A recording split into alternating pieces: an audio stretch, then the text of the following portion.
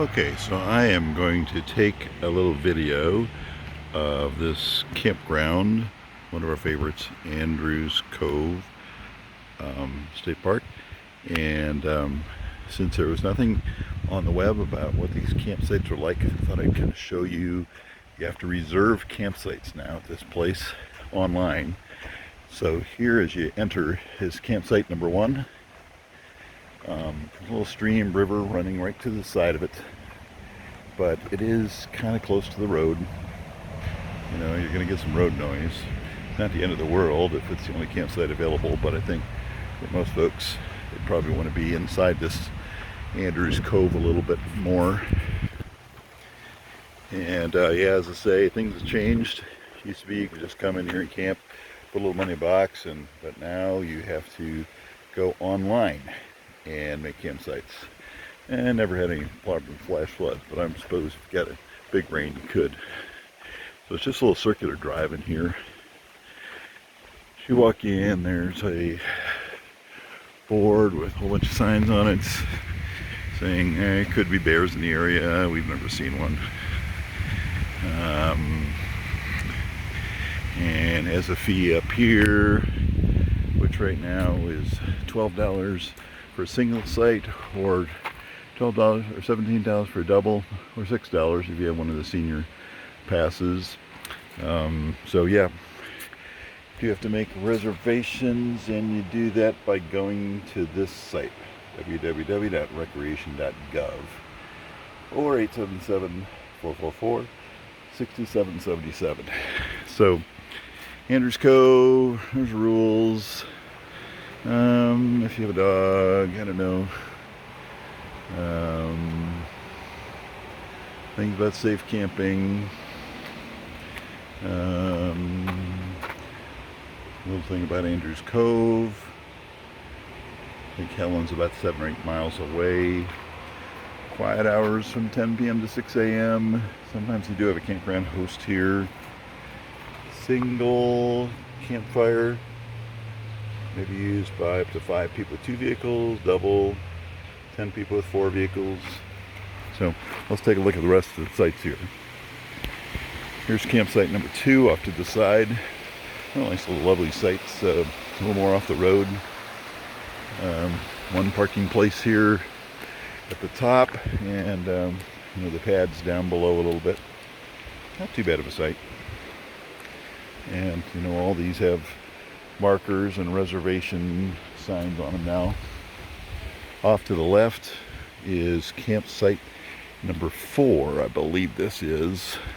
It's actually across the river as campsite number 10. Somebody's in. I'm not going to disturb them too much here, but this is campsite number 4 on this side of the road. Campsite number 3 is, first of all, here's a little pit toilet that's here. Campsite number 3 is not next to it. It's kind of back up the hill a little bit. A little closer to the road again. I don't know if you can see the road down there. So, but you're above the road. I don't think the campground noise would be as bad, or the road noise would be as bad at number 3. So that's what that looks like, up a little road. A couple toilets there. They're just your typical pit toilets. So that's number 3 site, up to the right. As I said, number 4 was here to the left on the road, and you know, a place for somebody to park. And then you actually camp down below your parking site, and table and place to have a fire. We go up the road a little bit, and actually off to the left is site number 8, and we're actually camping in there right now. It's got a place where you can put a tent. It's got a campsite down below. It's next to this little stream that's running through. Not a bad little place, and we have some grandkids with us, so they like playing there in the stream. Here's a water pump. So yeah, there is water here, and this pump does work. So you can get some fresh water here. No electricity, you know, no utilities at this place. It's just kind of rustic. So we go up this little drive to the right. We're not on the circle, we're off the circle here a little bit. And up here to the right is campsite number 5. So here's number 5, and it's really back in here. You kind of drive up here to your site, and here's what that looks like. Looks like you could put your tent in several different places on this site. So that's number 5. All wooded around the back. Go back down to this little road, just kind of a little dead end road here off the site. And here is site number 6 off to the right.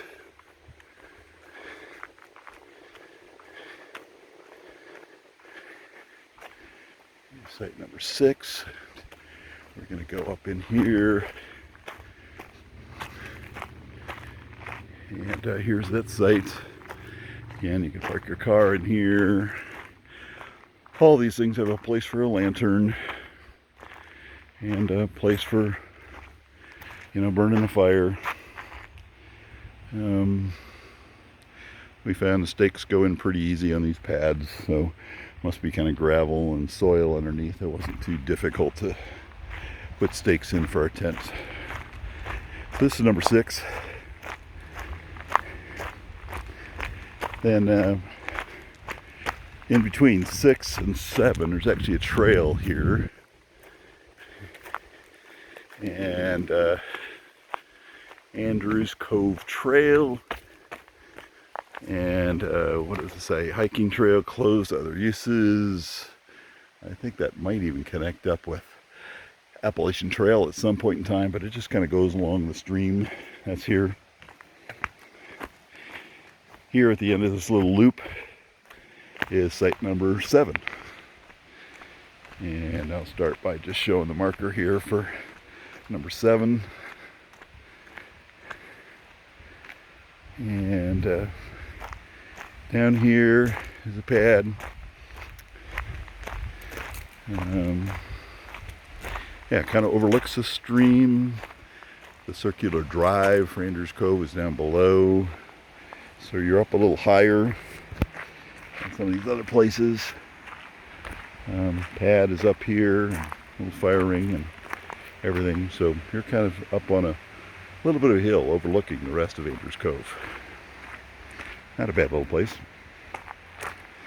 So really 5, 6, 7 are kind of at the end of this little cul-de-sac kind of thing. That's off to the side, and you're kind of backing away from the rest of the campers. 5 and 6 are a little closer than some of the others, but not very close at all. So we're coming down this hill, which does have a few ruts in it. I don't know if I want to pull up a big RV, but you could probably make it. Coming back down to the circular drive. Here's again 8. Yeah, we're camping at. And we're coming down on the circle.